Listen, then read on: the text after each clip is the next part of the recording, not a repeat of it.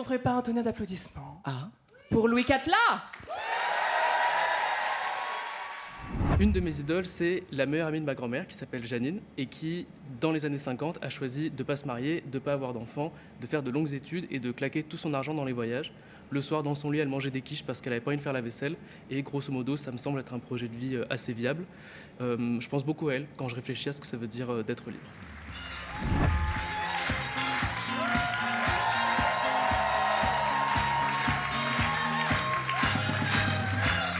Bonsoir tout le monde, encore du bruit pour Rosé Pounani s'il vous plaît.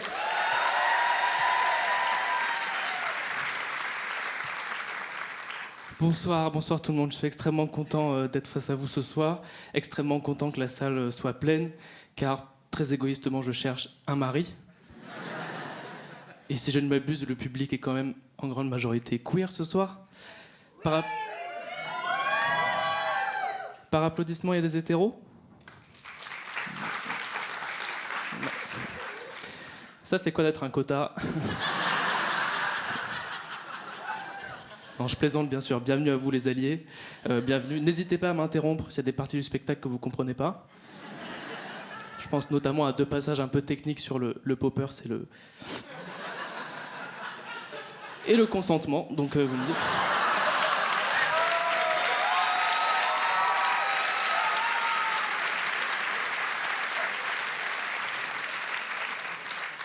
Et les autres, bienvenue, proportionnellement, vous êtes quand même une grande majorité, donc si je trouve personne ce soir, c'est vraiment que j'ai un vice de forme. Sachant que vous avez déjà payé, donc de mon côté, feu vert. Bon, on va faire un petit peu connaissance. Donc je m'appelle Louis Catla. La plupart du temps, je porte des vêtements bien coupés. On passe pas 20 ans dans le placard pour s'habiller comme un sac ensuite, hein, sinon c'est gâché. J'ai pas de religion, mais je crois très fort en Ariel Dombal, qui n'est pas là ce soir malheureusement. Il a été retenu à Besançon un championnat de lancer de bûche. Et... qu'est-ce que je peux vous dire d'autre ? Je n'ai pas de gag réflexe, ce qui explique ma présence ici ce soir. Car contrairement à ce qu'on pourrait penser, le Comedy Pride ne fait pas de discrimination positive. Donc j'ai vraiment été obligé d'aller chercher l'invitation avec la glotte.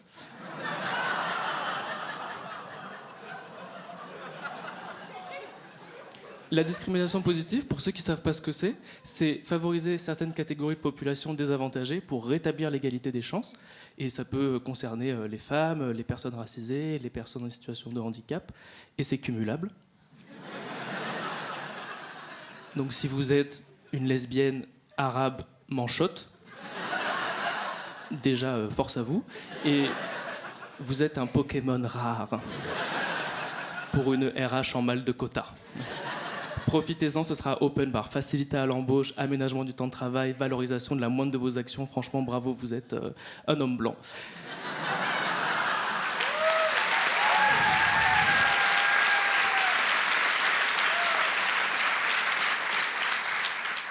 Là, je vous parle, mais j'ai pas toujours été aussi à l'aise à l'oral.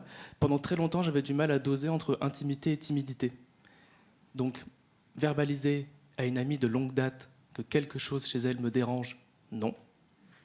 Me livrer au premier inconnu qui me demande si ça va, oui. Bonjour, ça va ? Non, moi, pas trop, non. Je me déteste et je pleure en dormant, donc... Comment ? Je vais vous prendre un plat du jour, pardon. Oui.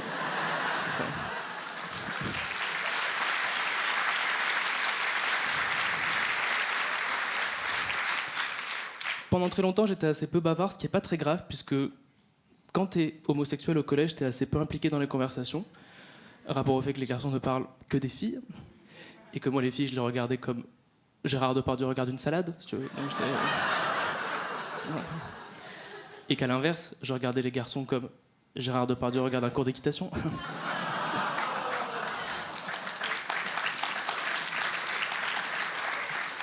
Ému. Donc j'ai reçu ma petite dose d'homophobie, bien sûr. J'avais fait anglais LV1 et Tarlouse LV2, donc j'avais quand même un petit peu. Au collège, les garçons hétéros rejettent les garçons queer pour 2 raisons. La première, c'est que les filles n'ont pas peur de nous. Elles ont très bien compris qu'on était des alliés et pas un danger. Moi, si tu me voyais partir dans un coin avec Ludivine, il fallait pas t'inquiéter, j'allais rien lui faire. Enfin si, j'allais lui faire la morale concernant sa relation toxique avec Mathéo, ça oui. Et la deuxième raison qui fait que les garçons hétéros rejettent souvent les mecs queer, c'est qu'ils pensent qu'on va essayer de les choper contre leur gré. Ce qui, au-delà d'être une belle mentalité d'agresseur sexuel, est quand même du grand foutage de gueule. Parce que je me souviens très bien de la tête du garçon qui avait peur que je le touche. Que je le touche ? Mais j'aurais préféré mettre mes 10 phalanges dans un Thermomix.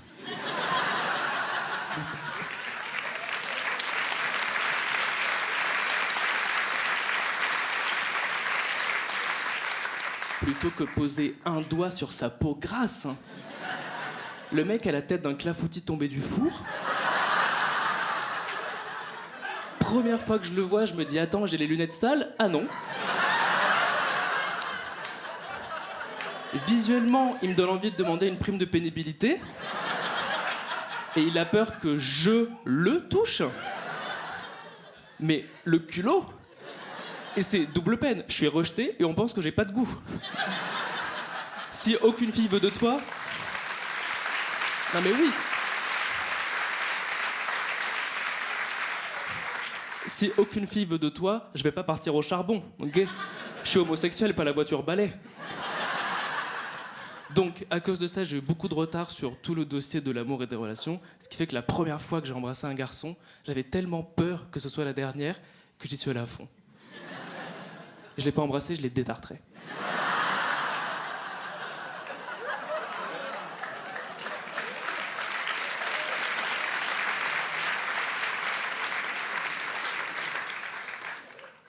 Je suis reparti avec un de ses aftes.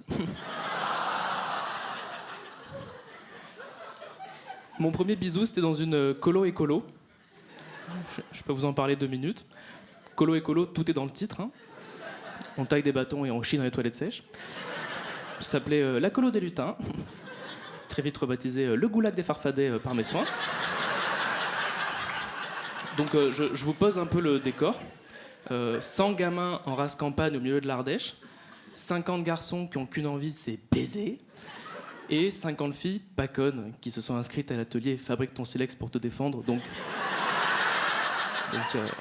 intouchable. Ce qui fait... Non. Donc, pour apaiser les tensions, les garçons partent se branler 3 fois par jour dans la sapinière d'à côté.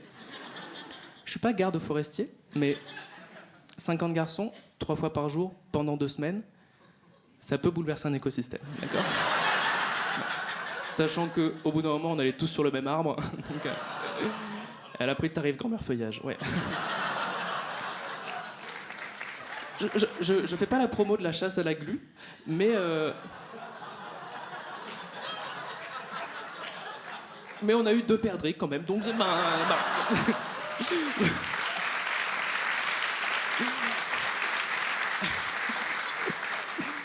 ferme la parenthèse chasse et pêche. Donc, j'ai eu mes premiers émois en colo, parce qu'en colo, tu peux être qui tu veux.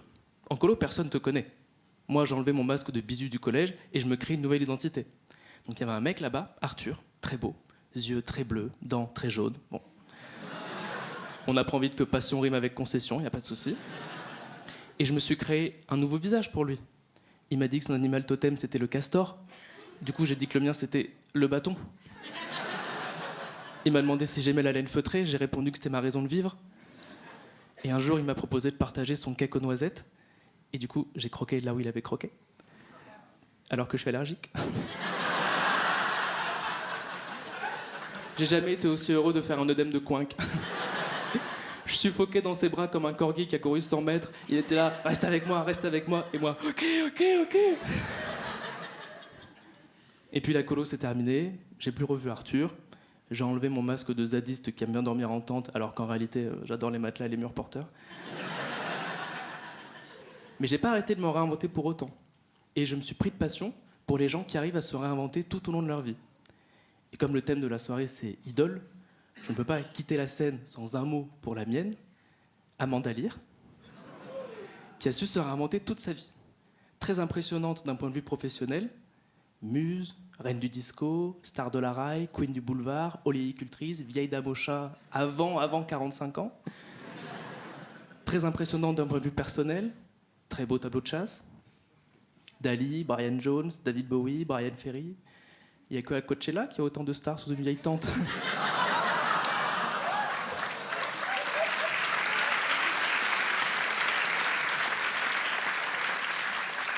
J'ai écouté beaucoup d'interviews d'elle, j'ai regardé beaucoup d'archives sur Internet, et elle m'a appris une certaine lecture du monde. Comment agir et interagir avec les événements de la vie, les légers et les tragiques, toujours avec humour. Parce que s'il y a bien quelque chose qui la caractérise, c'est sa répartie. Maintes fois piquée, moquée, attaquée, elle a toujours su rebondir avec humour. J'ai compris qu'un trait d'esprit, c'était sauter par-dessus un coup bas, et qu'une vanne, c'était renvoyer la haine à l'expéditeur. L'humour est une arme. En tout cas, c'est la lecture que j'en ai. Et je remercie Amanda de m'avoir appris à lire.